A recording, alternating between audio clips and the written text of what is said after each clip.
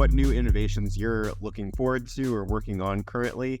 And one question that I had that kind of coincides with that is you've touched on this idea of like absorbing heat, absorbing energy, and that led me to think about e-textiles. I was wondering if that's something that is potentially in the works or something you guys are thinking about. Yeah, no, e-textiles are super interesting because, one of the challenges we have with kind of traditional passive materials is we're really dependent on basically moisture gradients, thermal gradients to a change in functionality of the garments. And so we've done some research. We had a DoD grant with the self-assembly lab at MIT focused on climate active materials. So materials that react to moisture and heat. And what it does is allows pores to open up. But one of the challenges that we found is that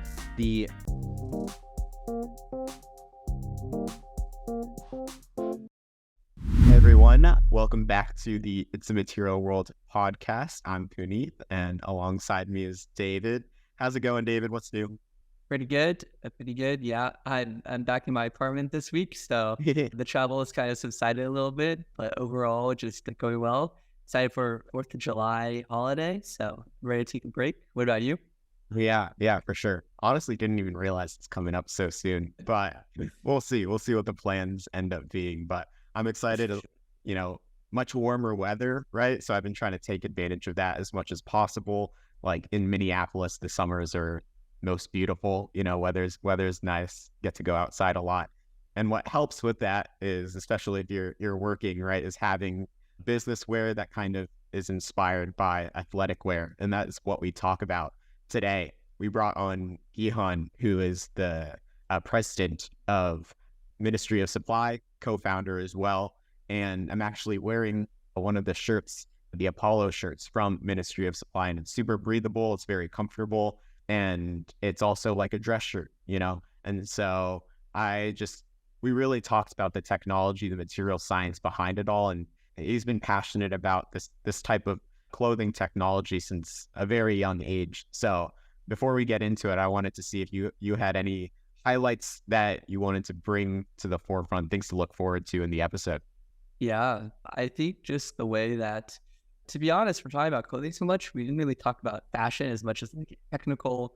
I thought that was super interesting because, of course, all the shirts look nice, but they really focus on some of the really cool innovations they made. So my favorite was when you talked about the phase change materials in the fibers, kind of the process of how they iterated until they found the best configuration and how that helps us retain heat when we go cold into a cold office, or also stay cold when we go into the sun for a while. I thought that was super interesting. And also the fact that the fibers can like self-iron themselves, and how we think about it and how we think about these technologies from a materials point of view, rather than like a fashion point of view, which was a completely different approach to what we've talked about before when we talked about reusable polymers in fashion.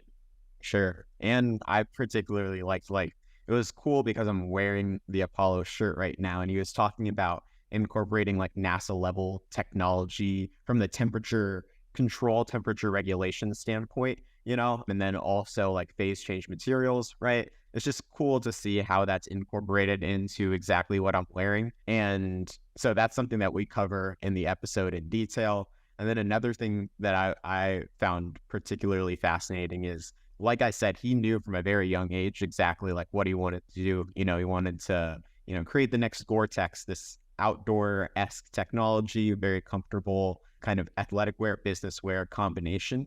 And so from there, I asked him, right, like, how did you curate your path through college, right, and internships as well to help get you to where you want to be? And he gave some very sound advice, incorporating talking to mentors and exactly what to focus on with your summers as well as your coursework to get you where you want to be if you already know exactly what you're passionate about. So lots to look forward to in this episode. He was very passionate, so it was a very exciting episode. And without further ado, let's get into it. Hello, everyone. So for this week's guest, I want to give a warm welcome to Gihan Amarasiriwardena, co-founder and CEO of Ministry of Supply. Ministry of Supply is a company focused on creating better engineered business wear with a focus on enabling adaptation to different environments, work travel, potentially like biking to work, right? So different things to that where these work clothes, these traditional work clothes can also be adapted to potentially more on the go or movement based environments. So Gihan co-founded Ministry of Supply while he was finishing his bachelor's in chemical and biological engineering from MIT in 2010 and has been leading the company since then. Gihan is a proven leader in the businesswear industry thanks to his dedication and his unique scientific approach. So thank you so much for joining us today. Thanks for having me. I'm an avid listener, so I'm excited to chat with you guys. Awesome. Well, let's just start off by breaking down the inspiration for Ministry of Supply. I understand that you were a pretty good cross-country runner. Did this have anything to do with motivating you to design workout clothes that are inspired by athletic wear and that also be able to double as like what you could wear to the office, but also what you could wear to work out?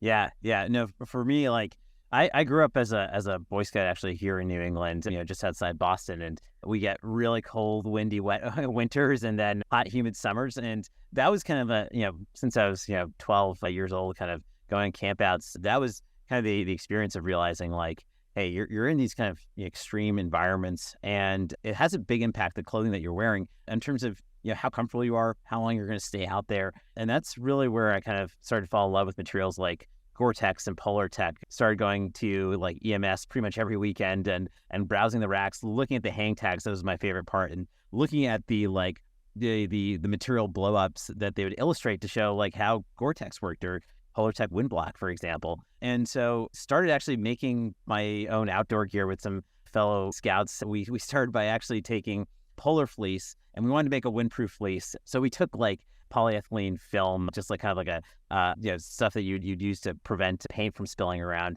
And we would laminate it using an iron, for example, and we made a vest out of it and decided to go skiing with it. And we quickly realized that yes, it did block wind, but it also blocked any sweat from going through. And so that was kind of the first experience with, a true performance material, right? You have to really kind of think about optimization on many different dimensions, not just air transfer, but also moisture transport as well. So, kind of the follow-up to that was we learned about Tyvek home wrap and started going dumpster diving and getting Tyvek home wrap and using that because that is it's a non-woven material that's a kind of plastic fiber essentially, but it's a porous membrane. And so it allows moisture transfer throughout the fabric. So it was kind of like a cheap version of Gore-Tex, but for a bunch of high school students, it was a fun way to make our own waterproof, breathable jackets and rain gear. So, would continue kind of making some other things like, realizing, for example, when you're camping, like you compress all the insulation on the back of your sleeping bag. So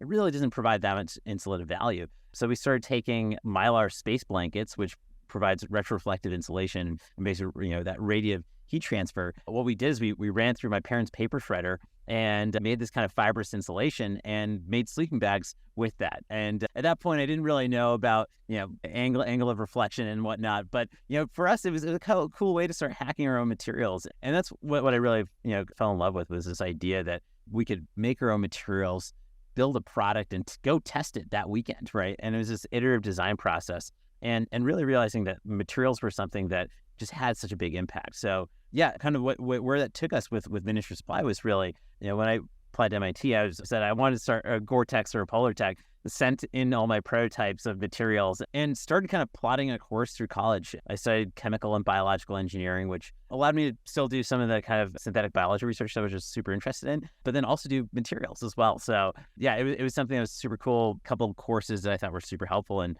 one was this lab that I was working in where we were doing polymeric resins to figure out how we could absorb any alcohols from this biobutanol vat. And that's where I started learning about polymers and really understanding how the fundamental structure was impacting, for example, how we could absorb moisture vapor, for example, or in this case, alcohol. Another internship was at the Sports Tech Institute in the UK, where we're working with British Paralympians and designing racing spikes for them, doing 3D printing of SLS with nylon to make spike plates for a British Paralympian and customizing it for his gait. And, what I started to realize was there was all these different experiences. And actually, Kim Blair, who was on the podcast earlier, was one of my advisors. And he really kind of helped me guide this course through college to say, like, all right, you're interested in materials, you're interested in kind of sports materials applications. Let's put together, some research, an internship, for example, that's going to be focused on that. And even figuring out, like, even in your core research, your core curriculum, for example, in chemical engineering, we have this like kind of junior capstone class, which is all about developing an experiment and working with an industrial partner. And we were working with the U.S. military to help develop waterproof coatings for tents. And we were finding there's this issue with soldiers, taking these tents out, brand new tents that had been in a container for 2 years, and there's hydrolysis that had happened. And so they'd use these tents and rain would just come right through. And so we developed a new waterproof membrane there and using polyethylene instead. And it was, it was a really cool experience to be able to say like, hey, if you're interested in materials, you can find a way to actually apply it into other majors as well. Right. And through your coursework as well. So yeah, towards the end of my career at school, there's 2 classes. One was called How to Make Almost Anything, learned all about additive manufacturing and kind of making various products through digital manufacturing techniques, which we now use. But then also an internship at a product design firm, IDEA, where I just realized like I really love the product design part of the materials of, figuring out a material, figuring out a problem, and actually finding that solution space there with them. So while at that point, in college, I started thinking, okay, less about actually fundamental materials development, but let's look at more applications and product. And, I'd grown up in kind of the 2000s, witnessing, as a cross-country runner, like I used to run in like cotton running shirts in cold rain and get freezing cold or, hot summer days and be soaked in sweat, right? And so this transition to Nike Dri-Fit, Under Armour, for example, happened. And it started to become this question of, well, why hasn't this happened elsewhere in the clothing that we wear? And it's this interesting wave that's happened, which is that, most clothing that we wore used to be made out of cotton about 15 years ago. And now it's actually changed to polyester and synthetic materials in the past 15 years alone. It's much slower than perhaps the switch to mobile phones, for example, but it is a massive change in the materials that people are wearing. So it's changed our perspective on kind of what we can do. So no longer do we have to think about, when we think about performance materials, we often think about moisture management, right? We think about stretch. And as I was kind of biking around campus, I was talking to one of my teammates on the cross-country team, and he was working at Fidelity Investments, would take the Red Line, our subway here in Boston, and it's not really AC'd. He would, shower in the morning, 7 a.m., sweat through his shirt and get to the office, and he'd be a hot mess and also would be shivering because now he's sweated, but now he's in his over-AC'd office. So we just heard this problem statement of, okay, a dress shirt, doesn't solve the problems that people are facing. You come in wrinkled, you come in sweaty, and then you're cold by the time you get into the office. And so that was kind of the spark of like, okay, how do we actually kind of take this kind of the same approach, but solve the problem of reinventing the dress shirt? So that was kind of the inspiration for Ministry Supply. Yeah. Awesome. And so you were kind enough to send us Apollo shirts, and I'm wearing it right now, and super breathable. I definitely feel that difference between the dress shirt and the Ministry of Supply Apollo shirt. And one thing that I read on your website, some of your products incorporate a NASA technology for controlling temperature. I believe I read about phase change materials as well. Can you briefly describe what role this technology plays and what your general like technological process is for implementing this NASA grade tech into textiles? One of the challenges that we would keep on hearing is, right, this like, you go from a AC apartment, for example, hot subway, very cold office, right? Massive temperature swings. And one of our team members was actually working at the Human Systems Lab at MIT, which focuses on spacesuit development. And we became familiar with phase change materials through that because astronauts see, negative 250 degrees Fahrenheit in the shadows, when they're working outside on EV, nuclear activity. And then in the sunlight, it can be 250 degrees, right? These massive temperature swings. And most of that temperature regulation is done through a coolant loop that's in the suit, liquid cooling system, and that's pretty efficient. But when it comes to like gloves and like in places where you need high dexterity, they use phase change materials because it allows it to have a very, very kind of thin layer that's absorbing and releasing heat. And so what a phase change material is, in our case, it's actually very simple. It's actually paraffin wax. And so it happens to have a phase transition from a solid to liquid phase right around your skin temperatures, around like 80, 85 degrees. And what ends up happening, there's actually a couple different chain links that we have. And so one's at 85 degrees, one's at 87, one's at 90 degrees. And so what it allows us to do is when a material goes to that phase transition, it actually absorbs energy, right? So it's absorbing thermal energy, but it maintains the same temperature. And so what it allows us to feel is we're actually feeling cooler because all this heat is being absorbed into the material, into the core of the fiber, but it's not raising the temperature of the garment. So that's been used in spacesuits. We actually worked with a partner in Outlast to actually, in our original version of the Apollo garment, we printed the phase change materials in what's called a microencapsulated format. So it's a wax in a polyester bead essentially, and then we print it on the surface of the fabric. And so what this does is it actually absorbs that heat and actually cools you down about 1 to 2 degrees in these temperature transitions. So that was actually the kind of the first application that we had of it. Now,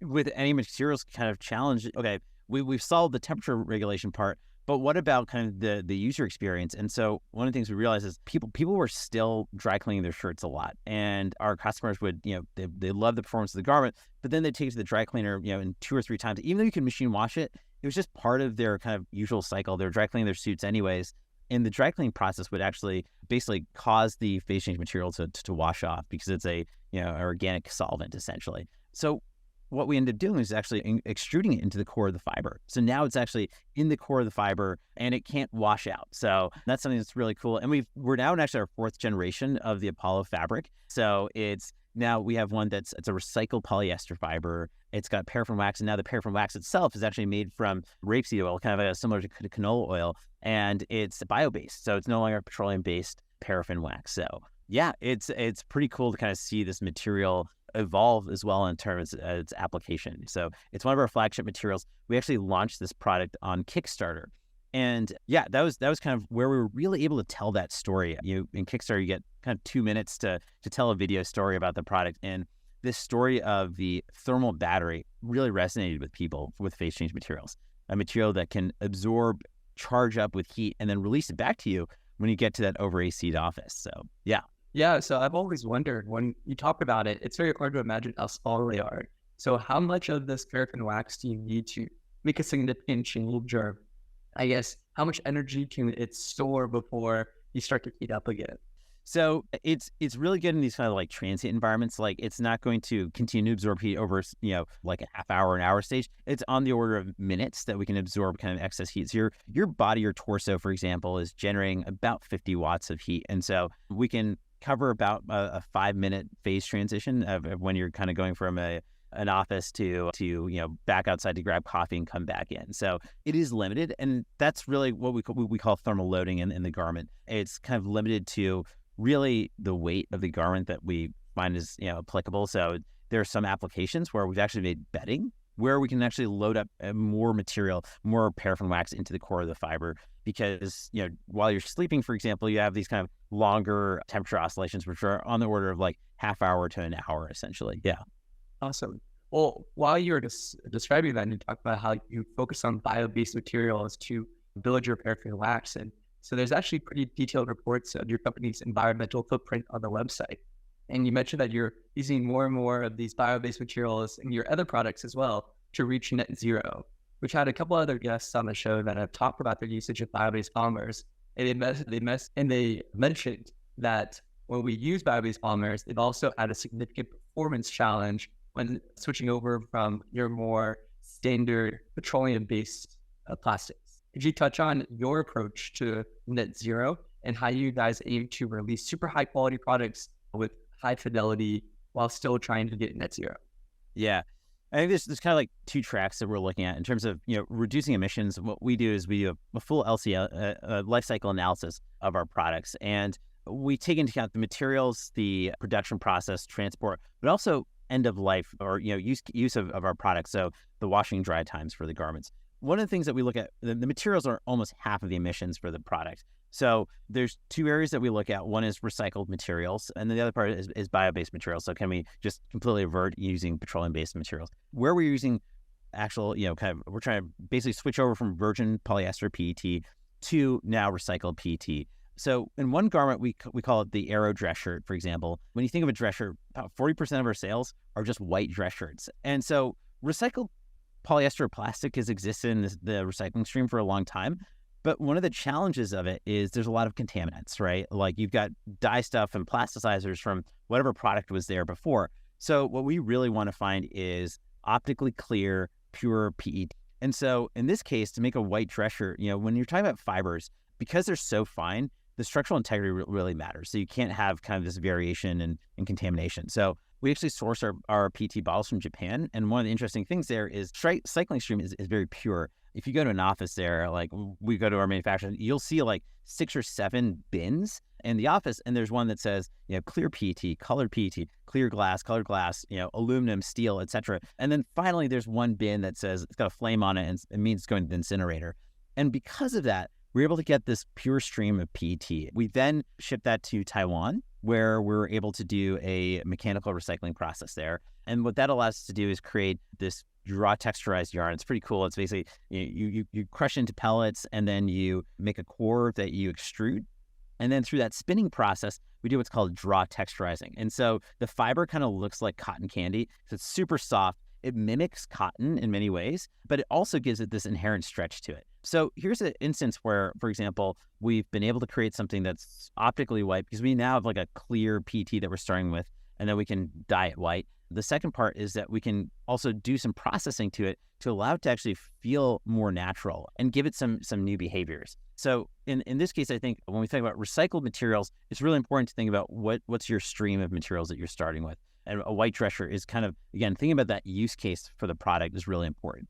So that we were able to reduce our emissions by about 52 by using this process. One of the things is you're no longer having to spend energy extruding the crude oil, for example. You're not having to use heat to distill it and separate your esters. And so that's one part you're able to cleave right there.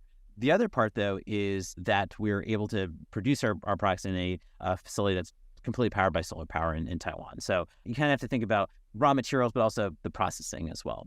On the bio-based materials front, what we're trying to do there is very similar. Again, divert our crude oil based PET to bio-based. And so we have this material called Kinetic. We work with Toray. It's a Japanese chemical company that has developed a process where you can take glucose. You can take it from kind of any kind of sugar feedstock. In our case, dent corn. You create and turn to ethylene glycol, and you can basically use a very similar a fermentation dehydration process and create polyester, which is pretty cool because now you've taken basically a kind of a carbon capture approach where you're taking carbon dioxide, creating glucose, and then turning it into your PET using fossil fuels for that. So now the challenges again with like strength and durability, we're not using 100%. So our material is 17% bio-based PET, and we're trying to increase this now to 33%. We're not there yet. So I think it's a hybrid approach, and after you heard with some similar other guests where whether it's things, for example, still using some crude oil based PET or polyurethanes or PETs. Yeah. So I just had a question from the processing side, specifically with costs. How does it compare with the petroleum based polymers, right, versus even this bio based approach, even if it's not 100%? From the cost side, is there any comparison that you can help reveal to us in the audience?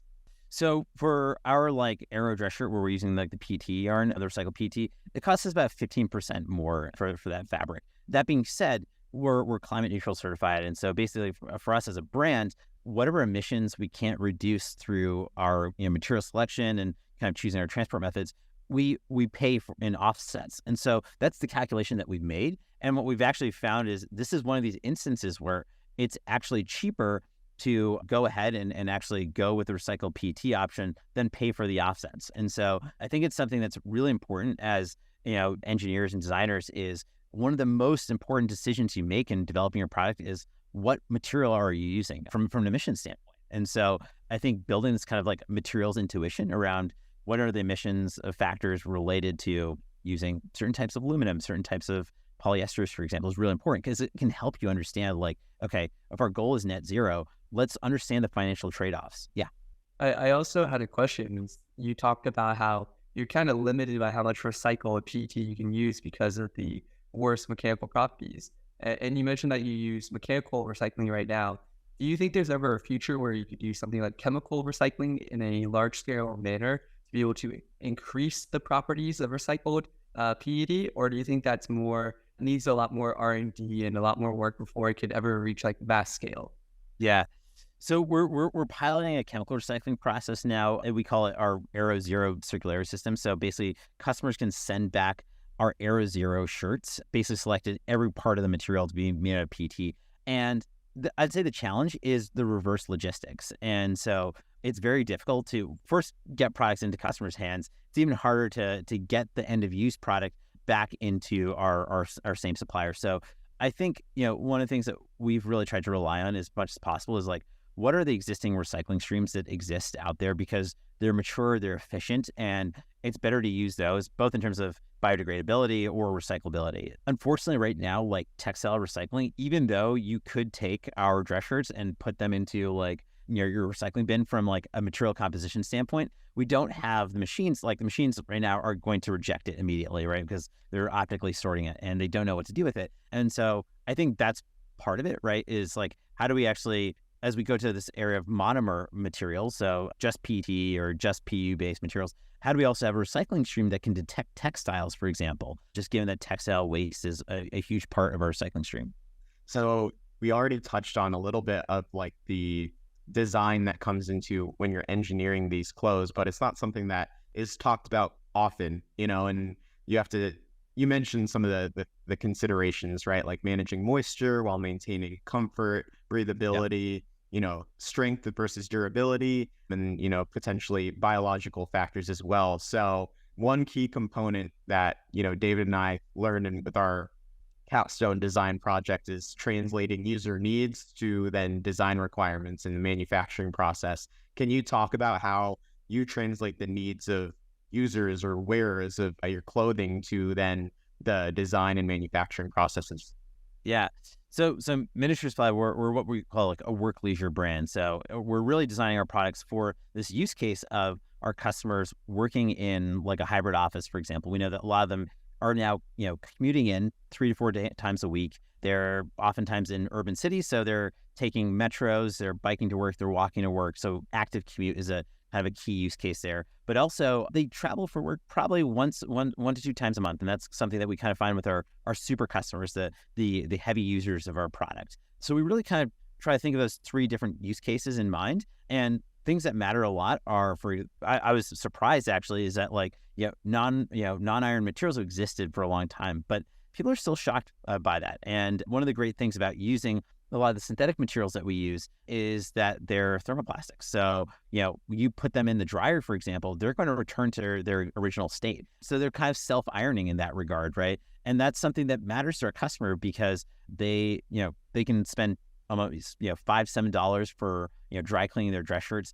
But probably more important to them is the fact that they don't have to spend, 20 minutes, half an hour every week driving to the dry cleaner, picking stuff up, right? And that's really where we have to kind of think about, we thought, the biggest value proposition was not having to have underarm stains, for example, through sweating, right? And that was a key part. But really the machine washability, the fact that you could pack our garments and, just body heat alone is going to cause that the polyester to actually return to its original state. So it actually kind of self-irons by just wear on its own is really important to someone who is traveling for work, for example, right? Like they're on a flight all day, and sometimes if you're wearing a dress shirt or a suit, for example, and you're going straight to a meeting, you don't have time to change. And typically what would happen is that sweat would build up and it would cause wrinkles in a wool suit, for example. And in our case, that doesn't happen. So that's something where we really try to think about what is the material that's tied to a specific use case. So we have kind of 2 lines of products. One that's a little bit more focused on kind of like more overt performance. The Apollo shirt, for example, is kind of like,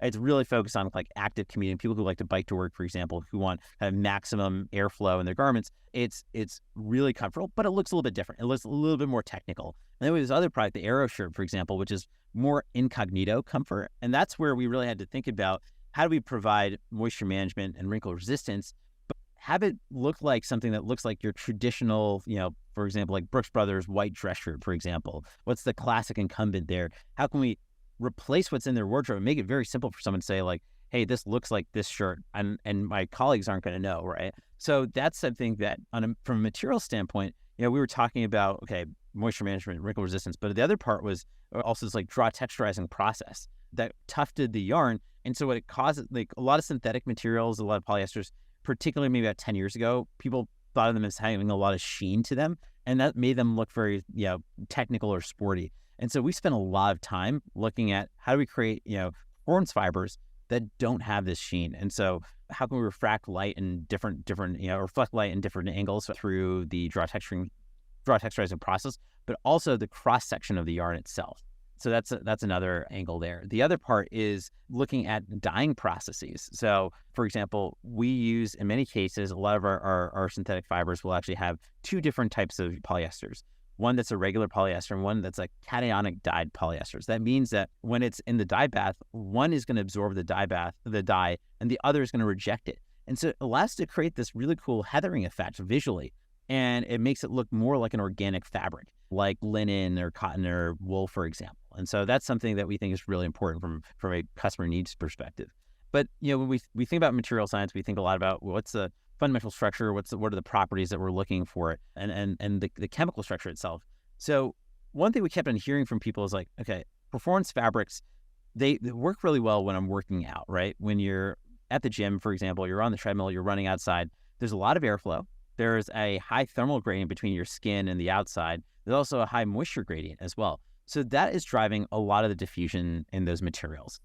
But when you're in a long haul flight, for example, or you're sitting in a meeting for a long time, it's not as kind of overt that temperature gradient. And so what we actually need to look at is how do we manage not just liquid sweat, but moisture vapor? So we kept hearing from customers like, okay, I love cotton because it's so breathable and it's breathable for the first couple hours, but as soon as I start walking around, then I get that kind of liquid sweat happening.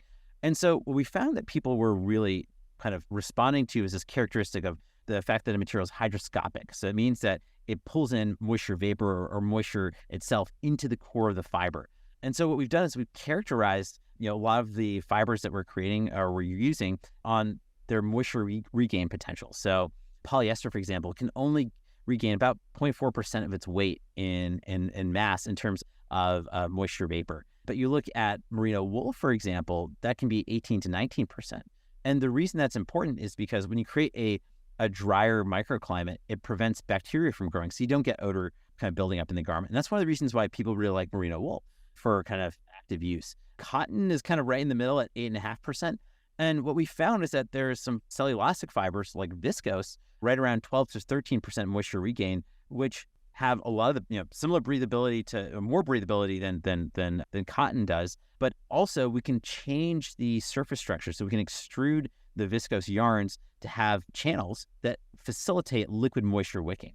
So what viscose is you're taking a cellulosic yarn, so you're taking wood pulp and you're breaking it down to its fundamental cellulose monomers, and then you're rebuilding it into a new yarn. And what's different from cotton is, well, cotton, you're kind of stuck with the structure that the fiber naturally grew in. But with viscose, we can change that structure. So you kind of get the best of both worlds. You're getting a bio-based fiber that's kind of taking in carbon dioxide, turning that into the structure of the cellulose of the garment itself, or the fiber itself. But you're also controlling the structure as well. So I think that's something that's been super cool as we look at the future of the materials for clothing. There's been this wave of cotton, linen, et cetera, kind of these traditional materials. We're right now in the kind of peak of synthetic performance materials. But when we look to the future, we think it's these cellulosic materials, these bio-based materials that are also controlled in terms of their construction and geometry. So that's what we're pretty excited about. Well, maybe jumping back a little bit, you've also noted previously that it's difficult to have readily available emissions data to track the footprint of specific items.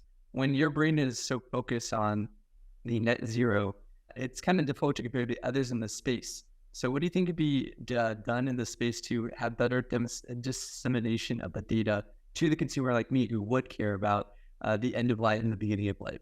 Yeah. So like one thing that we've started doing on our garments is we actually have a little tag on it, which says, here's all the tests that we've performed on the garment. So for durability, for performance as well, but also what are the emissions of the production and use of that garment? So, and it's kind of like a nutrition label. So it's kind of helping people understand, like, we just need to understand at the first point, like how many calories are in a cookie, for example, right? And we're still at that stage as a society where we don't really have a carbon intuition, right? So the first thing is understanding that. And then the second part is like, well, what are the choices that we can make to reduce that number? And in a lot of our cases, it's using the bio-based materials or the recycled materials in particular. And the other part that we consider is also, when we talk about consumer use, most folks who, if you're not dry cleaning your garments, you're using, traditional tumble dry low and a machine wash cold, tumble dry low. That's what we design our products around, so that you don't have to heat the water during the washing cycle, and that you also don't have to use excess heat. So, most dryers are running off electricity or natural gas. And so when you use cotton, for example, the dry time can be 4 times as long, right? So you have to think about the emissions for every time you're washing that garment. And a typical garment lasts, 25 to 50 washes, for example. So that's, one part of the life cycle that we really need to consider. So having these quick dry materials has this added gain of reducing the emissions, about a quarter of the dry time, just through the fact that, it can't pull that moisture into the core of the fiber. So that's something that we sort of have to educate and kind of understand, as well as consumers and also as brands communicating that. And so as we talk about the future of this space, with Ministry of Supply, you've already managed to implement NASA level technology into businesswear, but I want to talk about what new innovations you're looking forward to or working on currently. And one question that I had that kind of coincides with that is, you've touched on this idea of like absorbing heat, absorbing energy, and that led me to think about e-textiles. I was wondering if that's something that is potentially in the works, or something you guys are thinking about. Yeah, no, e-textiles are super interesting because, one of the challenges we have with kind of traditional passive materials is we're really dependent on basically, moisture gradients, thermal gradients to a change in functionality of the garments. And so we've done some research. We had a DoD grant with the self-assembly lab at MIT focused on climate active materials. So materials that react to moisture and heat. And what it does is allows pores to open up. But one of the challenges that we found is that the temperature gradients and moisture gradients that we needed were so wide that it didn't really correlate with something that a normal customer would experience. And so that's a challenge that we have with sometimes the physical materials themselves.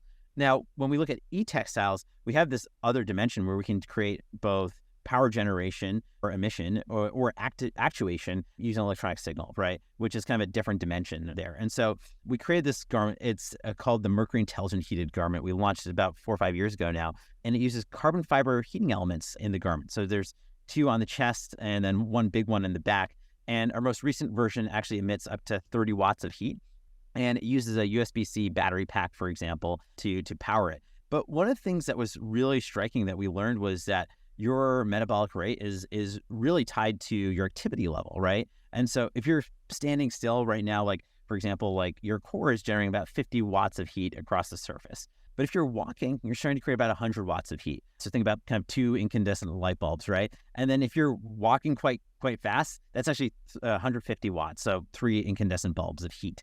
That's a 3x delta there in terms of heat, right? And so this was something that was really interesting, because when we think about dressing up for the cold, we oftentimes think about that moment we walk out the door, right? So we put on a very, very big puffy jacket, and then 10 minutes later, you've been walking to the bus stop or whatever, and by the time you get there, you're sweating already, right? And so what we've done is we've actually taken an accelerometer in addition to a temperature sensor to detect what's the outside temperature, but also what's your activity level. And so what we do is we have this very simple algorithm that's basically checking what's the outside temperature, what's your activity level, and using it to calibrate how much heat output do we need in the garment. So we have an app on it, on the garment as well, where you can actually say, I'm too hot or too cold. And it's kind of like a Nest learning thermostat. And so it learns your preferences and it allows it to create a better thermal model specific for you. And so, the textile itself is pretty simple. It's resistive heating through the carbon fiber itself. It does show us kind of the potential of these kind of smart materials, because right now, so much of kind of wearables has really focused on kind of data acquisition, right? Like, what's my heart rate? How many steps have I taken? But what we think about the kind of the future of apparel to be is like, well, we can take this data in, but we should act on it, right? We should, like, when you're wearing a jacket, you're wearing that jacket to keep you dry, to keep you warm, right? And how can we do that in a better way? So that's really kind of where we see the future of e-textiles.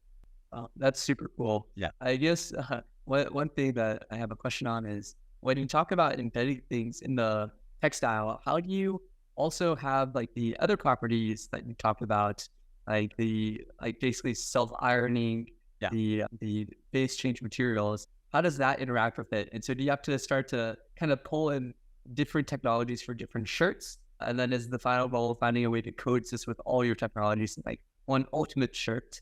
Well, it's kind of a great learning on like multivariate testing and product development. So our first year before we launched on Kickstarter, we were using some kind of off-the-shelf fabrics that had kind of focused on different properties, like a open work construction for breathability, another one that had phase change materials but was kind of a traditional construction. And so we tested about 6 different fabrics, and we do these small lots of 50 shirts at a time, some hand sewing them ourselves, sometimes working with like a local tailor. And then we would actually sell them at the business school cafeteria. My co-founder went to the business school at MIT and was also, very passionate about this space. And so we would go around selling our shirts and we would see what people's responses were to them. And I think in product development, one of the big things I always suggest people is one, talk to your customers, but also try to sell your product, because seeing people pull out their wallets and understand whether they're willing to buy or not buy the product is actually some of the best feedback. And one of the things we learned was actually reasons why people didn't buy our product, right? They didn't like the fabrics that were too slick and shiny, right? They wanted shirts that had a little bit more crisp structure, right? But they really liked the concept of the phase change material and feeling it themselves. So we basically took in these kind of 5 features that we learned from these different fabrics in terms of moisture management, stretch, etc., and then created our own custom fabric with first a mill called Textilini in LA, and then later in Taiwan with Liang Tech. So yeah, I think that's one of the ways sometimes to kind of accelerate materials development is to do these tests of one feature at a time and figure out which ones are important. So yeah, I think that's kind of one of the things that was really helpful in that user testing there. But yeah. Awesome. Well, I think that I both think that you've done an excellent job of translating your passions and hobbies into your work, and really passionate about trying to push the frontier of what we call clothing. Do you have any advice for students who are also wanting to follow a similar path? If you're having trouble finding the link between their passions and their jobs? Yeah, I think I was very fortunate to have some internships that I think really helped bridge academia and like commercial applications or industrial applications. And I'd say like really take advantage of those summers or those winter breaks, because it gives you an opportunity to get outside of the classroom and see the application. And I always remember coming back and saying like, hey, I just learned about PCMs I just learned about PCMs in my internship, right? Look, now we're talking about thermal transfer in class.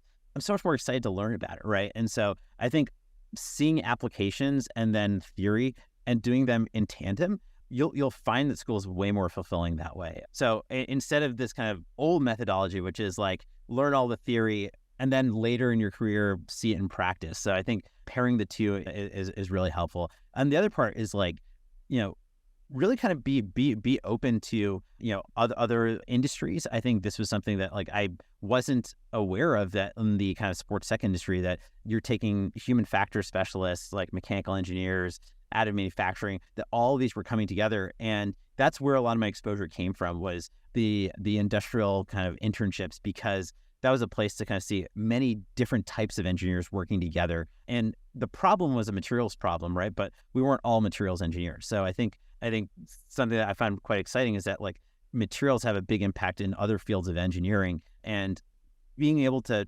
speak and understand the fundamentals is important. And you can always work with a materials engineer who's an expert in that, but having that fluency in the language is important as well. I had another question, because a lot of our past guests have given advice on, how to find their passions or how to find what you're passionate about and then pursue that. But with you, I feel like you found from a young age, kind of, you knew like, hey, you wanted to create the next Gore-Tex, right? Like you knew that as a scout, etc. So how are you able to take that passion and then curate a path from the get-go, to ultimately get you to where you want to be? I believe, you mentioned Kim Blair, like a mentor would help in that, but can you just give more advice on how to curate that path? Yeah. I think, a couple things, like write down those problems that kind of like, they just kind of stick in your brain, right? Like you keep on thinking about. And I think for me, it was like, I keep on going runs and I kept on being frustrated with, my running gear or camping gear, for example, right? And it's these problems, I think, that really, motivate the learning and then also the prototyping and kind of invention that happens naturally, right? And so I think that's one part, is kind of like figuring out problem-based motivation. And sometimes you'll also find materials that you just like think are just super cool. How can I find the applications for them? And a lot of times, like, we sometimes talk about market pull versus technology push. I think that's a little bit of both, right? And so I found that, like, from a passion standpoint, the more I learned about the problem, I learned about the materials, and I learned about the materials, I'd figure out new applications. So it's kind of like a cyclical process there. The other part is, like, I really encourage, like, when we have like interns or folks that we're hiring, one of the things I ask for the resume, but I also ask for their portfolio.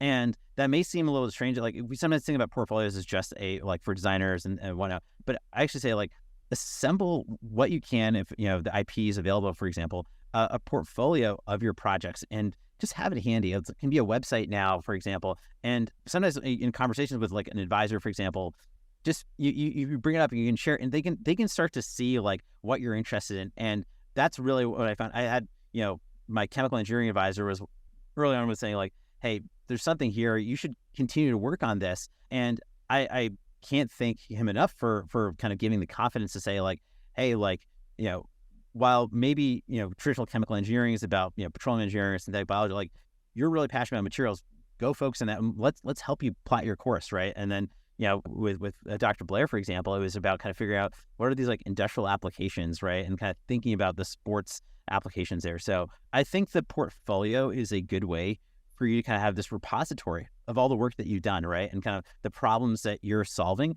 And when you share that with particular advisors, like, they'll be able to see something and kind of help you connect with, like, other people in their network as well that may make a good next step. So I think it's being a little bit prepared for that, so that those connections can happen. So maybe to wrap up this episode, where can listeners go to learn more about you and Ministry of Supply? So one of the best places is actually check out our website. We have 2 tabs on at ministryofsupply.com. Yeah, there's one that's called Innovation, and you can learn all about our material science. We have got a bunch of pages that kind of deep dive into bio-based materials, our kind of circularity programs, and even our LCA analysis. The other part is our Planet tab, and you can dive deeper into the bio-based materials and kind of further in terms of our manufacturing processes. So yeah, I think I read a lot of the blog posts and whatnot there, because I feel like, the materials and manufacturing are things that we're really passionate about, and it's part of our brand is to dive deep and nerd out there. So I hope others can kind of find some use there as well. Yeah. Amazing. Well, thank you so much, Gihan, for joining us today. It was an absolute pleasure, and we learned a lot, and we're excited to see Ministry of Supply continue to grow. Absolutely. Thanks for having me. It's been a pleasure being on here. As a materials engineer, we can make an impact in nearly every single industry. But with that versatility comes a lot of different options to choose from. So if you have no idea which industry or position is right for you, believe me, you're not alone. I've been there, done that. But just for a moment, imagine narrowing down your ideal role and company by the end of this week. Imagine being able to secure your dream job offer without having to apply to hundreds of job openings. Our online course, MSE Academy, includes video testimonials, resumes, interview prep, and mentorship from materials engineers who have been in your shoes. We also connect our members with companies and industry professionals in our expansive network to help accelerate your job search as much as possible. To learn more and get started, simply click the link in the description below. And if you enroll within the next 24 hours, we'll add 3 bonus career development resources. I hope to see you there.